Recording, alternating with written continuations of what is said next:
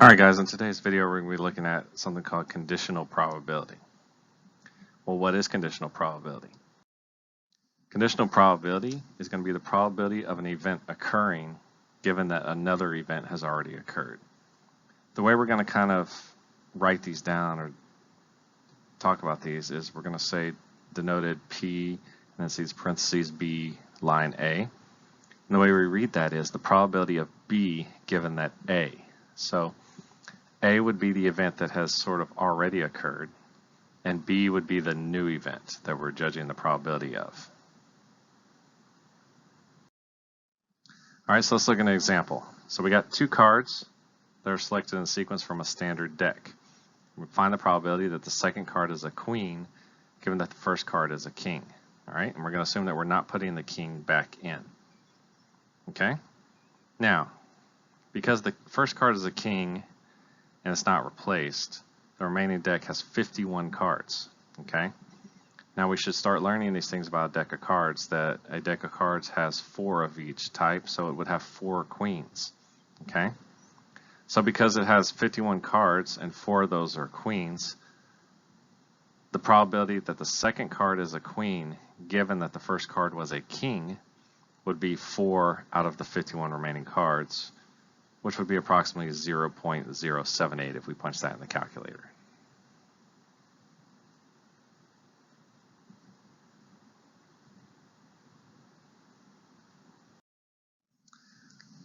All right, so now let's look at an example from a table. All right, so this table is showing us the results of a survey where we asked social media users whether they've been offended by something they saw on social media, and we also recorded whether they were male or female. Okay, so let's graph. You can see along the left-hand side there we have our male and female and total.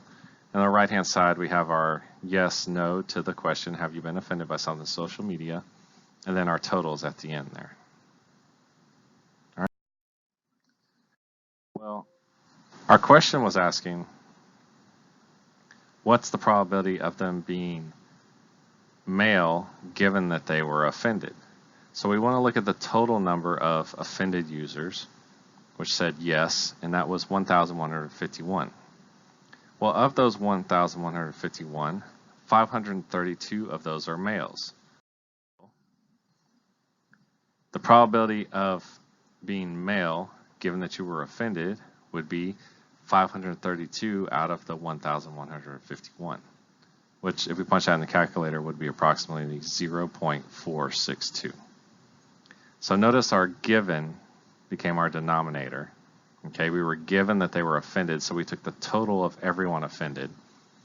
And then the particular piece we're looking for the males that were offended.